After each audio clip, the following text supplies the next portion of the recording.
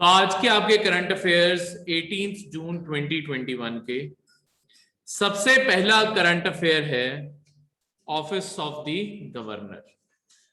तो हर स्टेट के अंदर जो सबसे टॉप एग्जीक्यूटिव ऑफिस होता है वो होता है गवर्नर का।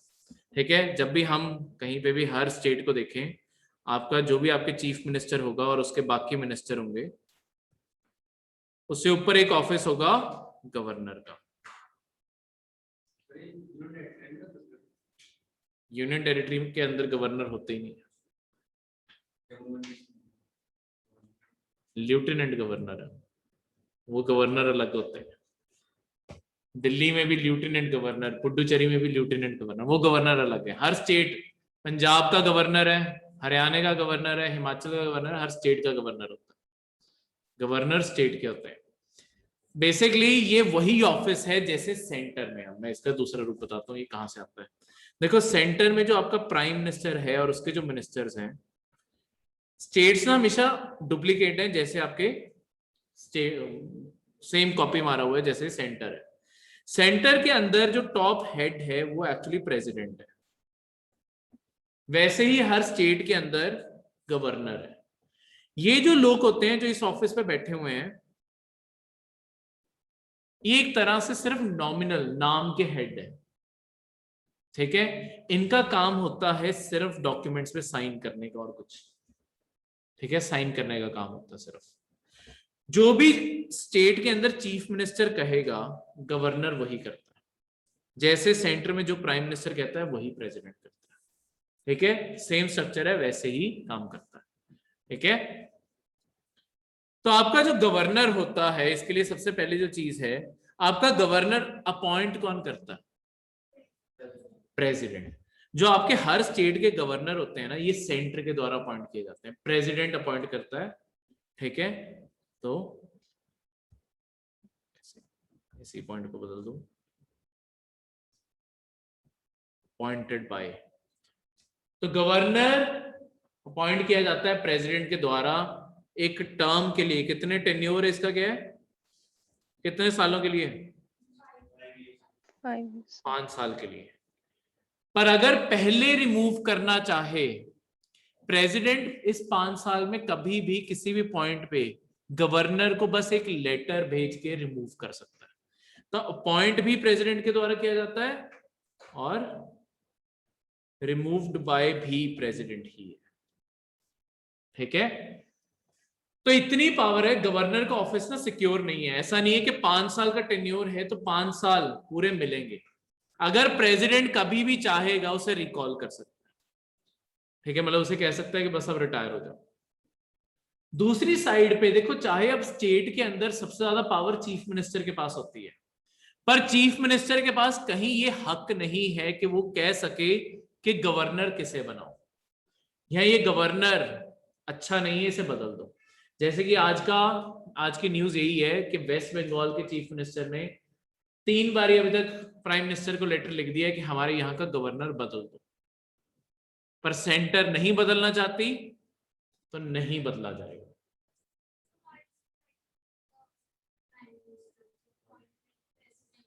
क्योंकि प्रेसिडेंट काम तो प्राइम मिनिस्टर के एडवाइस पे करता है। लिखने को प्रेसिडेंट को डायरेक्टली लिख दे, पर प्रेसिडेंट को लिखने से भी कौन सा कोई फायदा होगा? जिसके पास असली पावर है उससे लिखने का ज्यादा फायदा है, इसलिए उसने प्राइम मिनिस्टर को बार बार लिखा। ठीक है, देखो, कागजी कार्यवाही के पेपर पे साइन प्रेसिडेंट के, पर उसे एडवाइस करने वाला प्राइम मिनिस्टर ही। मतलब ऐसा नहीं कि आज प्रेसिडेंट का मन किया मैं इस गवर्नर को रिमूव कर दूं तो रिमूव कर देगा। प्राइम मिनिस्टर अगर कहेगा कि इस गवर्नर को रिमूव कर दो, वो तभी उस गवर्नर को रिमूव करेगा। क्लियर है? तो इस तरीके से आपका काम करता है। अब एक गवर्नर की जो बेसिक क्वालिफिकेशंस हैं, उसे कम से कम 35 साल का होना चाहिए। उसे किसी भी हाउस का मेंबर नहीं होना चाहिए, ना वो पार्लियामेंट का हिस्सा हो, ना वो स्टेट असेंबली का हिस्सा हो। ठीक है, उसके पास कोई भी ऑफिस ऑफ प्रॉफिट ना हो। अब ये ऑफिस ऑफ प्रॉफिट क्या होता है? ऑफिस ऑफ प्रॉफिट का मतलब है कि तुम्हारे पास ऑलरेडी कोई गवर्नमेंट जॉब में तुम इन्वॉल्व ना हो। ऐसा नहीं है कि तुम आईएएस बने हुए हो और उसके बाद तुम सोचो मैं गवर्नर भी बन जाऊं। तुम्हें अगर गवर्नर बनना है तो तुम्हें पहले आईएएस या आईपीएस जो भी तुम बने हुए हो उस नौकरी से रिजाइन डालना पड़ेगा, रिटायर होना पड़ेगा, फिर तुम बन पाओगे। ऑफिस ऑफ प्रॉफिट उन सारे ऑफिसेस को माना जाता है जहां पे तुम सरकार के कोई बहुत ही इंपॉर्टेंट फैसले ले सकते हो, वो ऑफिस ऑफ प्रॉफिट है। क्योंकि फिर तो तुम अपने मुताबिक सरकार को जैसे मर्जी मोल्ड कर सकते हो, तो उन्हें ऑफिस ऑफ प्रॉफिट बोला जाता है। ठीक है, और उस स्टेट का रेजिडेंस उसे नहीं होना चाहिए जिस स्टेट का उसे गवर्नर बनाया जा रहा है। ठीक है, ये कॉन्स्टिट्यूशन में मेंशन नहीं है और ये एक ट्रेडिशन है। तो ट्रेडिशन ये कई बार तोड़ा भी जा चुका है, जरूरी नहीं है कि इसे फॉलो किया जाएगा, ये लास्ट वाले पॉइंट को। तो एक गवर्नर सेम स्टेट का रेजिडेंट हो सकता है, पर कोशिश की जाती है कि वो स्टेट का रेजिडेंस ना हो, क्योंकि तुम्हारे अपने लोकल कनेक्शन जुड़े होंगे। ठीक है, तो इतना बड़ा पावरफुल ऑफिस, पूरे स्टेट का हेड तो यही है एक्चुअली एक तरीके से। ठीक है, डायरेक्टली चीफ मिनिस्टर के कांटेक्ट में है, फिर तो तुम्हें किसी से कोई खुंदक है कुछ भी है, तुम तो अपनी स्टेट में सब निकाल रहे होगे। ठीक है, तो इसके कारण कोशिश की जाती है कि वो सेम स्टेट का ना हो, पर ये कोई फिक्स चीज नहीं है। लास्ट वाला पॉइंट, ये होने को हो भी सकता है। हाँ जी, उसमें भी एक तरह से जरूरी नहीं है कि फॉलो किया जाए। ठीक है, मतलब पर लिखा उनके लिए भी वो है। जो यूटी के होते हैं ना, यूटी के, आप देखो जो यूटी में होता है ना, यूटी और ये वाले गवर्नर्स में फर्क क्या है। यूनियन टेरिटरी के गवर्नर्स को अलग क्यों कहते हैं, लेफ्टिनेंट गवर्नर, ये सारे टाइटल से क्यों बुलाते हैं। यहाँ लेफ्टिनेंट गवर्नर होगा, जैसे चंडीगढ़ का जो है उसे आपका एडमिनिस्ट्रेटर कह देते हैं। ये कोई भी जो रैंक देना है, ये रैंक भी डिसाइड करता है यूटीज के केस में प्रेसिडेंट, कि किस नाम से बुलाया जाएगा यूटी के अंदर, यूनियन टेरिटरी के अंदर उन्हें किस नाम से बुलाया जाएगा, वो प्रेसिडेंट बताता है। फर्क ये है कि यूनियन टेरिटरीज के अंदर यूजुअली चीफ मिनिस्टर नहीं होते, यूजुअली दिल्ली जैसों में चीफ मिनिस्टर है भी, पर तब भी यूनियन टेरिटरीज का केस क्या है, यूनियन टेरिटरीज का मतलब ये यूनियन की टेरिटरीज, सेंटर की टेरिटरीज है, सेंट्रल गवर्नमेंट की टेरिटरीज है। तो यहां पे आम आपकी स्टेट के स्ट्रक्चर में क्या है कि चीफ मिनिस्टर सारे फैसले लेता है, गवर्नर बस साइन करता है। यूनियन टेरिटरी के केस में अगर कई जैसे स्टेट्स हैं, जैसे दिल्ली मैंने आपको लगा लिया, मतलब दिल्ली यूटी है जहां पे आपका चीफ मिनिस्टर भी है, पर वहां पे अल्टीमेट फैसला लेफ्टिनेंट गवर्नर का होता है। वहां पे लेफ्टिनेंट गवर्नर अगर आपके चीफ मिनिस्टर को मना करना चाहे वो कर सकता है। ठीक है, तो जरूरी नहीं है कि चीफ मिनिस्टर की वहां पे सारी बातें सुनी जाएंगी यूटीज के अंदर।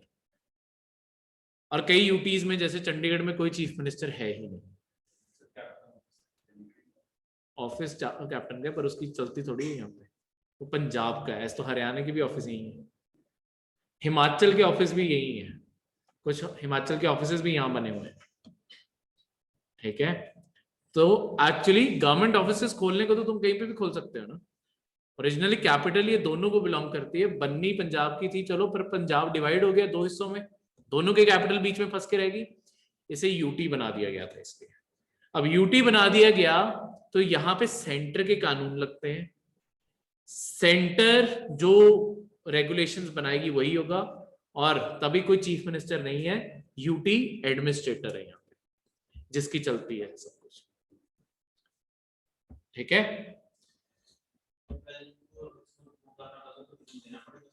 क्या चीज नहीं, प्रेसिडेंट को कोई रीजन देने की जरूरत नहीं, कुछ नहीं, डायरेक्टली एक लेटर और रिमूव्ड है ये सारी, चाहे लेफ्टिनेंट गवर्नर हो चाहे गवर्नर हो, डायरेक्टली बिना किसी रीजन के भी इन्हें रिमूव किया जा सकता है। ठीक है, तो ये सारी चीजें गवर्नर ऑफिस पर बाकी लिखी हैं। इसके बाद तीनों पावर्स होती हैं, एग्जीक्यूटिव भी, लेजिस्लेटिव भी और कुछ डिस्क्रिशनरी भी, ये हम पॉलिटी में पढ़ेंगे। बस यहाँ पे एक बेसिक आउटलुक आपको करंट अफेयर्स में इसका दे दिया है, हर डिटेल सब्जेक्ट के अंदर आएगी। ठीक है, क्योंकि करंट अफेयर किसी भी चीज को 100% नहीं कवर करता, ऊपर ऊपर से। अगला जो करंट अफेयर है वो है वेटलैंड्स बारे में। वेटलैंड्स क्या होते हैं सर? कोई भी लैंड लीकेंड हो टेम्परेरी या परमानेंट तौर पे, वो मैटर नहीं रखता। देखो कोई भी लैंड, कोई भी डिस्टिंक्ट लैंड जो यहाँ परमानेंट या कुछ टाइम के लिए पानी के अंडर हो, जैसे क्या होता है कोई भी जो थोड़ा सा डीप एरिया होता है, कई बार क्या होता है मॉनसून में वहां के पानी खड़ा हो जाता है, ठीक है, कोई ज्यादा गहरा नहीं होगा, थोड़ा सा पानी भी खड़ा हो सकता है। जैसे जब आपका राइस ग्रोइंग, जब आपका राइस उगाने का जो सीजन होता है, हम एक बार राइस के सारे फील्ड्स को भी फ्लड कर देते हैं ना, उस सीजन में वो भी वेटलैंड है। किसी भी जमीन लार्ज स्केल लैंड के ऊपर जहां पे भी पानी है, चाहे वो परमानेंटली खड़ा हुआ है जैसे लेक्स हैं, या टेम्पररी तौर पे है वहां पे, उन्हें वेटलैंड्स कहते हैं। ठीक है, कि लैंड के ऊपर आके पानी खड़ा हो गया, चाहे वो परमानेंटली हो जैसे लेक्स होगी, या टेम्पररी सीजनल, बारिश हो रही है इसलिए वहां पे पानी आ गया, या तुमने किसी सीजन में वहां पे भरा है, जैसे राइस का मैंने आपको एग्जांपल बताया, जब चावल उगाते हैं उसका एग्जांपल बताया। ठीक है, अब वेटलैंड्स आपके लिए ना बहुत इंपॉर्टेंट माने जाते हैं इन्वायरमेंट में। इनकी इंपॉर्टेंस है क्या? देखो सबसे पहले तो ये जो पानी कहीं पे इकट्ठा होता है, ये ग्राउंड के कांटेक्ट में है, तो लगातार ये पानी ग्राउंड के अंदर जाता रहता है, जिससे जो आपका ग्राउंड वाटर है वो रिचार्ज होता रहता है। हम ज्यादातर जो लोग देखो, जो तुम्हारे घरों पे पानी आता है वो रिवर्स कहीं से नहीं आ रहा पानी, वो जो ट्यूबवेल लगे हैं आपके, उनमें से अंडरग्राउंड पानी निकाला जा रहा है। पर वो पानी को बार बार जो रिचार्ज करने का एनवायरनमेंट काम करती है ना, वो वेटलैंड्स के थ्रू करती है। दूसरा, अगर आपकी कहीं फ्लडिंग, देखो फ्लडिंग रोकने के लिए एनवायरनमेंट ने अपना खुद का सिस्टम बनाया हुआ है। जब भी एक्सेस में बारिश होती है ना, हमेशा देखना शहर के एक साइड को पानी भागता है, कहीं पे पानी इकट्ठा होगा, कहीं पे नहीं इकट्ठा होगा। वो जो कुछ एरियाज में पानी इकट्ठा होता है ना, वो इसलिए होता है क्योंकि हमने क्या किया है, ये किसी जमाने में जो वेटलैंड्स एग्जिस्ट करते थे, ये लो लाइंग लैंड था, इसके ऊपर मिट्टी भरी और इसके ऊपर बिल्डिंग्स बना दी। पर नेचर बाकी सारी तो थोड़ी थोड़ी उसी साइड मुड़ी हुई है, तो वो सारा पानी उधर ही भाग के जाता है। तो अगर तो हम इन एरियाज को, वेटलैंड्स को ऐसे ही रहने दें, तो आपके कभी शहरों में या किसी जगहों पे फ्लडिंग की प्रॉब्लम नहीं। नेहा क्या हो गया?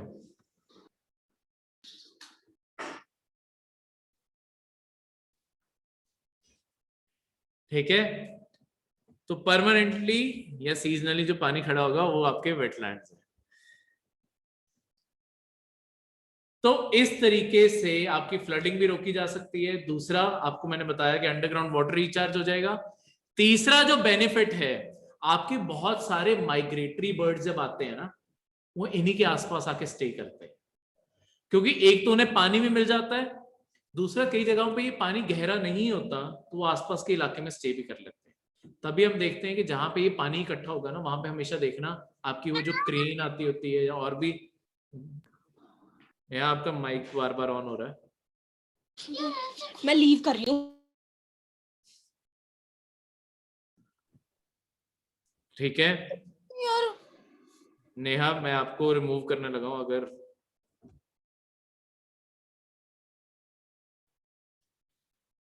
ठीक है, क्योंकि मेरी कंसंट्रेशन टूट रही है।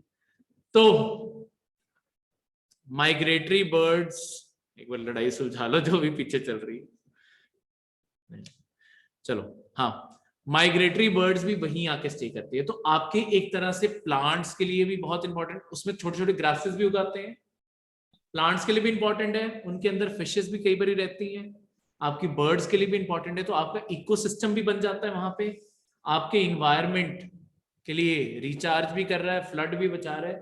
तो इन वेटलैंड्स को बहुत इंपॉर्टेंट माना जाता है।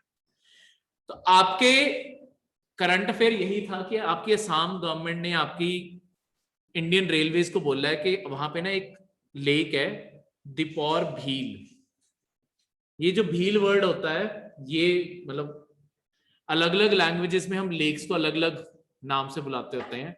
जैसे जब ये उत्तराखंड की साइड आप जाओगे, या आपने हिल स्टेशन जरूर सुने होंगे, नैनीताल, सात ताल, नौकुचिया ताल, भीमताल, ये ताल वर्ड का मतलब होता है लेक। असम जाओगे, असम के अंदर जब भील वर्ड यूज होगा ना, भील का मतलब होता है लेक। तो दीपौर भील एक असम में बहुत फेमस लेक है। तो अभी क्या हो रहा है कि उसके कुछ एरिया के अंदर मिट्टी डाल के आपकी रेलवे वहां से ट्रैक निकालना चाहती है। तो आपके असम गवर्नमेंट ने बोला है कि इसे किसी और डायरेक्शन में मोड़ो ताकि आपके वेटलैंड्स ना खराब हो, क्योंकि दीपौर भील बहुत ही इंपॉर्टेंट बर्ड एरिया है। यहाँ पे हर साल बहुत सारी माइग्रेटरी बर्ड्स पूरी दुनिया से आते हैं। जैसे आपके लास्ट ईयर का एक करंट अफेयर था, एक डक असम में बहुत टाइम बाद पाई गई, मैंड्रिन डक, एक ना बहुत ही सुंदर वैरायटी है डक की, मैंड्रिन डक। वो इंडिया में एक बार ही गायब हो गई थी। वो पिछले साल, ये दीपौर भील, ये पिछले साल भी करंट अफेयर में थे, आती रहती हैं चीजें। तो दीपौर भील आपके करंट अफेयर में तब आई हुई थी। ठीक है, क्लियर है? कोई भी डाउट?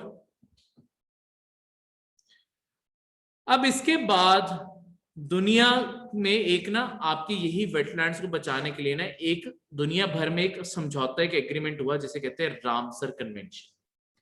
रामसर कन्वेंशन में क्या होता है कि हर कंट्री अपने वहां की किसी ना किसी लेक या किसी साइट को नॉमिनेट कर देती है, ये दुनिया में बताने के लिए कि हम इस एरिया को संभाल के रखेंगे।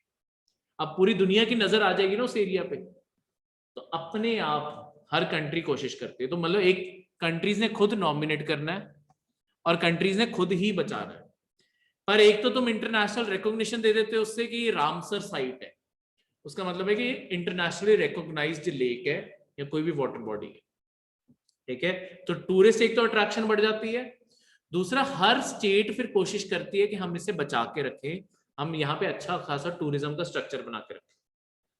तो उसके लिए इन्वायरमेंट भी बच जाती है और टूरिज्म का फायदा हो जाता है। इसके कारण ये कन्वेंशन साइन कर दी गई थी। अब मैंने आपके यहाँ पे ना एक लिस्ट डाल दी है कुछ आपकी इंपॉर्टेंट लेक्स की पूरे इंडिया की। ठीक है, ये बहुत ही डिटेल में मैंने लिस्ट डाल दी है। कई बार आपकी स्टेट सर्विसेज में ये क्वेश्चन आया होता है, ये देखो जैसे दीपौर भील असम ये लिखा हुआ है। ठीक है, कि ये इन्हें मैच करोगे कौन सी लेक या कौन सी लेक कहां पे सिचुएटेड है, तो आपको ये क्वेश्चन डायरेक्टली आ सकता है, जैसे हरिके वेटलैंड्स पंजाब। ठीक है, तो ऐसे के आपको क्वेश्चन आ सकते हैं। ये आपका चंद्रताल हिमाचल में। ठीक है, हम ब्यास वो लगा लो या और भी आगे। ठीक है, तो वो यहाँ पे सारे एक लिस्ट लिख दी है, इस लिस्ट को एक बार ही पढ़ लेना। बार बार देखो, ये लिस्ट ऐसा नहीं होता कि पहली बार नहीं याद हुई तो ऐसा नहीं है कि याद ही नहीं होगी। यही चीज होती है कि बार बार जब पढ़ोगे अपने आप ये लिस्ट याद हो जाएगी। ठीक है, तो एक बार आज पढ़ना, एक बार वीकेंड पे पढ़ना, और आगे जब करंट अफेयर रिवाइज करोगे 2-3 बार तब पढ़ोगे, ऑब्वियसली ये सारी कवर हो जाएगी। और एनवायरमेंट का फिर जब सब्जेक्ट आएगा तो अपने आप उसमें ये लिखी होंगी तो तुम्हें पहले से ही याद होगी। तो करंट अफेयर का ये एडवांटेज हो जाता है कि जो सब्जेक्ट नहीं पढ़े वो करंट अफेयर से पढ़ के ओवरव्यू मिल जाता है, तो वहां पे सब्जेक्ट में फायदा हो जाता है। जो सब्जेक्ट पढ़ लिए हैं उसका बेसिक आउटले करंट अफेयर से रिवाइज हो जाता है। नेक्स्ट है फॉरेस्ट प्रोड्यूस।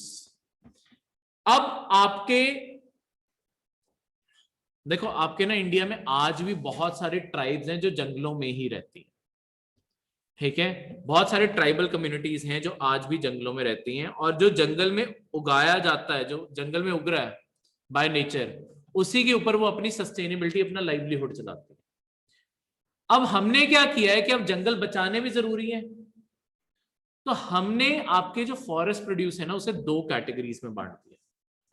एक को कहते हैं, जो आपके फॉरेस्ट प्रोड्यूस होते हैं इन्हें 2 कैटेगरीज में बांट दिया, एक होते हैं मेजर और एक होते हैं माइनर। मेजर फॉरेस्ट प्रोड्यूस में एक तरह से जितना भी आपका टिम्बर है वो आ जाता है, जो मेन किसी भी ट्री का जो बार्क आ गया, जो मेन टिम्बर आ गई, लकड़ आ गई, वो मेजर में आता है। माइनर में आपके पत्ते आ गए, गिरी हुई ब्रांचेस आ गई, शहद आ गया, ऐसी जितनी भी जो चीजें हैं उन्हें कहते हैं माइनर प्रोड्यूस। तो माइनर ज्यादा बड़ी कैटेगरी है। ठीक है, सब कुछ बाकी सब कुछ माइनर में आ जाता है। ये जो माइनर है ये आपके जो ट्राइबल्स हैं उन्हें यूज करना ये अलाउड है, ये उसे जैसे यूज करना चाहे कर सकते हैं। उन्हें पेड़ काटने नहीं अलाउड जंगल के। ठीक है, क्योंकि पेड़ बचे रहने चाहिए, टिम्बर नहीं काट सकते जब तक सरकार ऑर्डर नहीं जारी करती। ठीक है, आपके मेजर प्रोड्यूस का ओनर इंडिया में सिर्फ गवर्नमेंट ऑफ इंडिया है, या जो अगर स्टेट के फॉरेस्ट है तो स्टेट गवर्नमेंट है। ठीक है, जो नेशनल फॉरेस्ट है वहां पे गवर्नमेंट ऑफ इंडिया है, जहां पे स्टेट फॉरेस्ट है वहां पे स्टेट गवर्नमेंट है। यानी कि मतलब अल्टीमेटली गवर्नमेंट ओनर्स है टिम्बर की, पेड़ों के ओनर गवर्नमेंट है। कोई भी गवर्नमेंट से बिना पूछे पेड़ नहीं काट सकता। पर माइनर प्रोड्यूस, अब जैसे कि चाहे आपके शहर के अंदर जितने पेड़ है, ऐसा नहीं है कि ये, हाँ जी जी,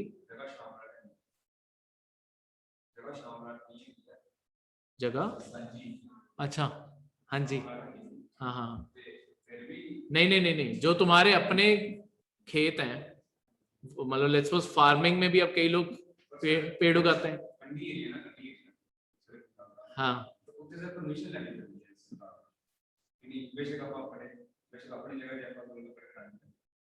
नहीं तो वो नेचुरली ग्रोन ट्रीज होंगे ना।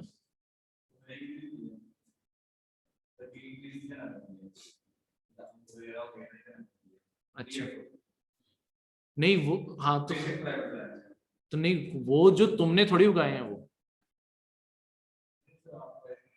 नहीं तो मैंगो ट्री तो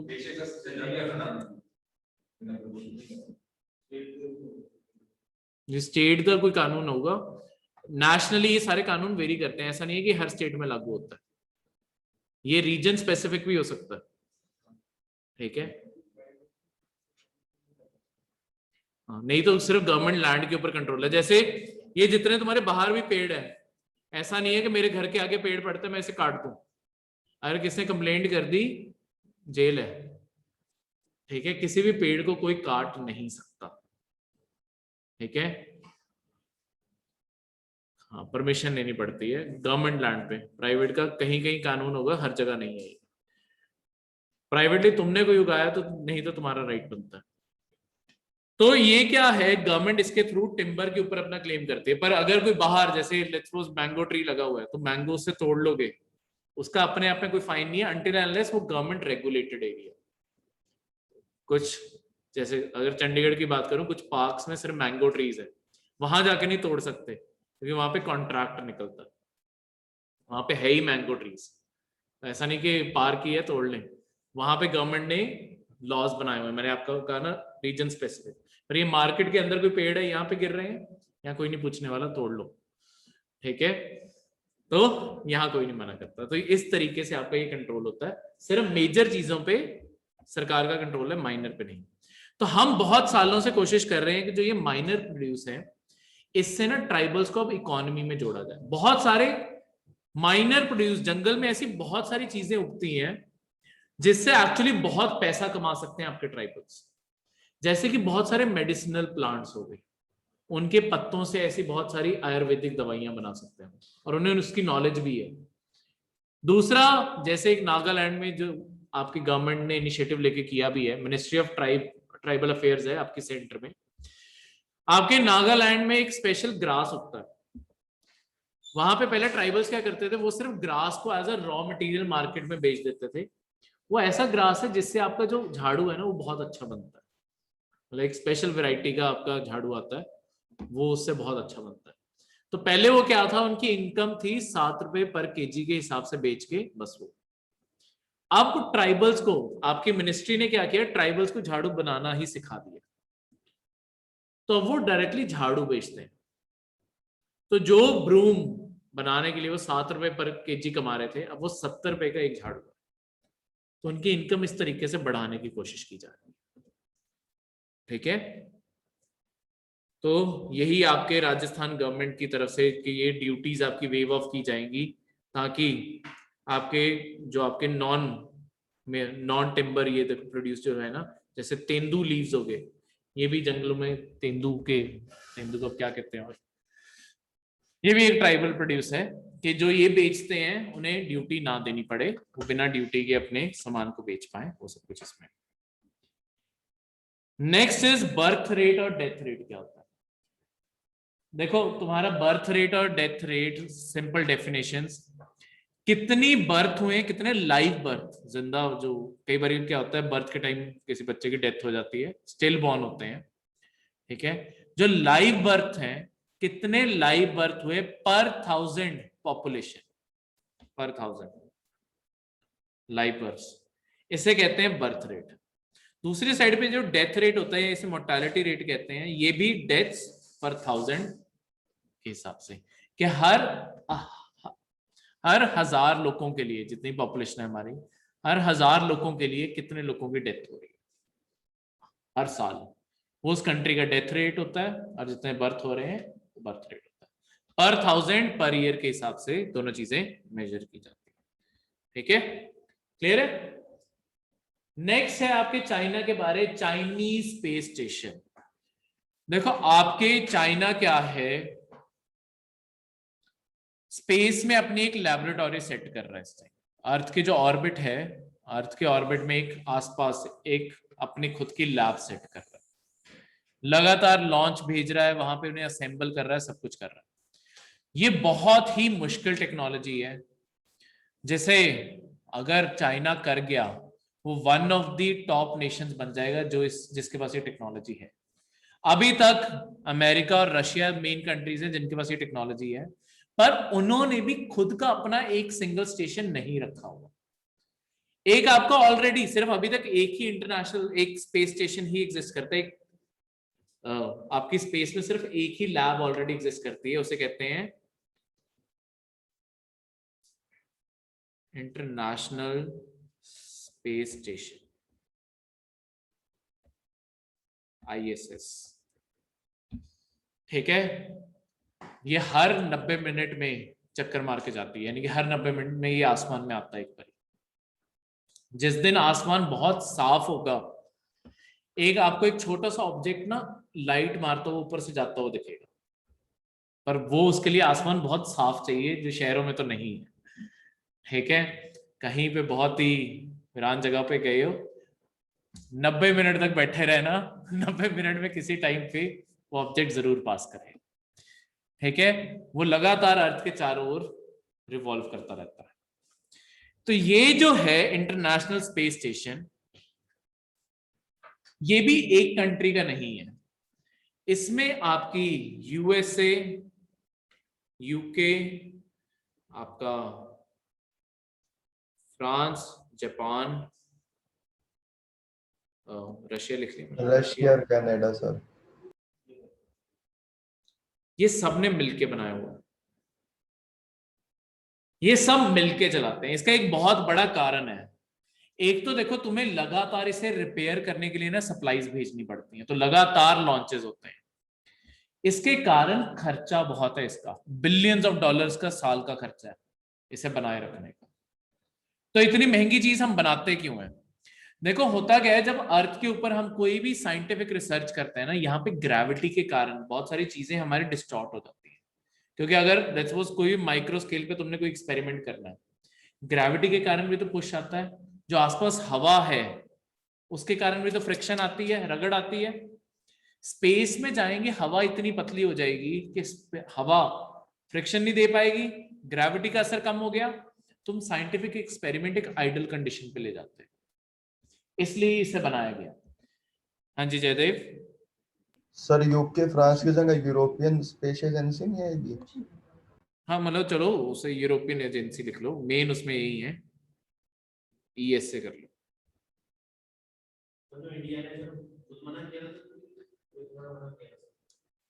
NDA इसका पार्ट ही नहीं था।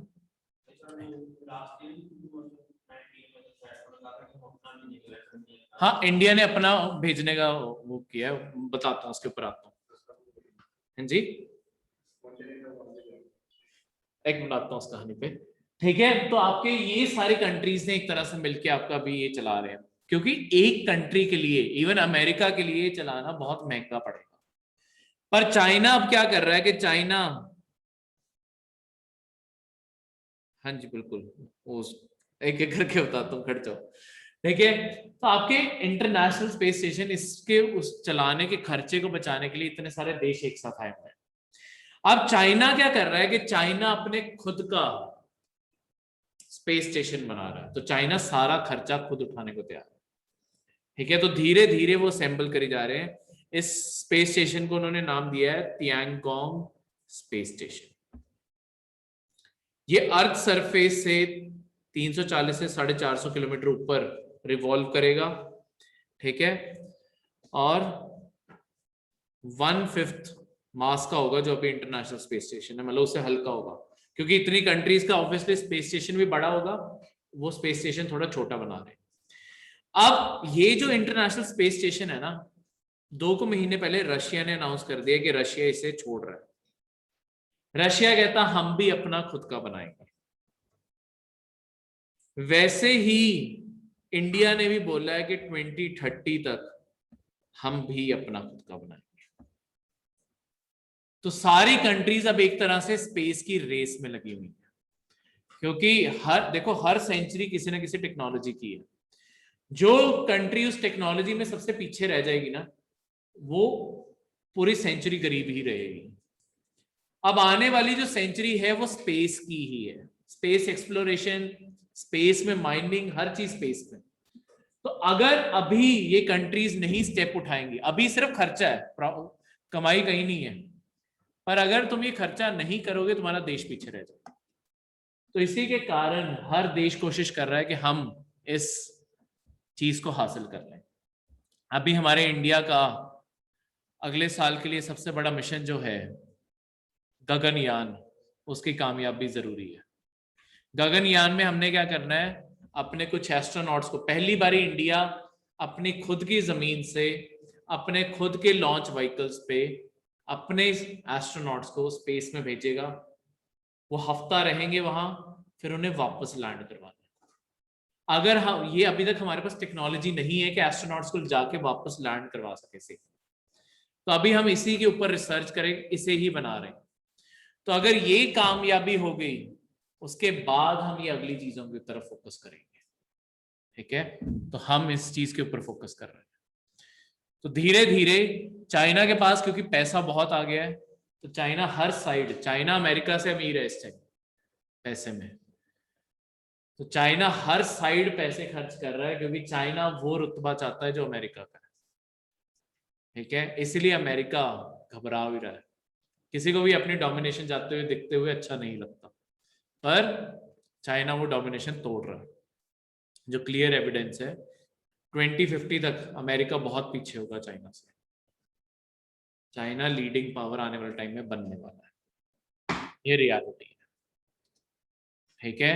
तो एक तरह से वही हिस्ट्री का फेज वापस आ रहा है, जहां पे इंडिया और चाइना फिर से वर्ल्ड के सेंटर स्टेज पे होंगे और वेस्टर्न पावर्स डिक्लाइन पे है।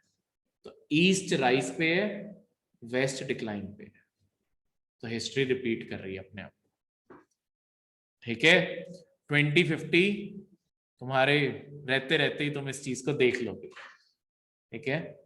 उम्र चाहे हो चुकी होगी, पर याद रखना कि सर ने बोला था कि होगा, ठीक है।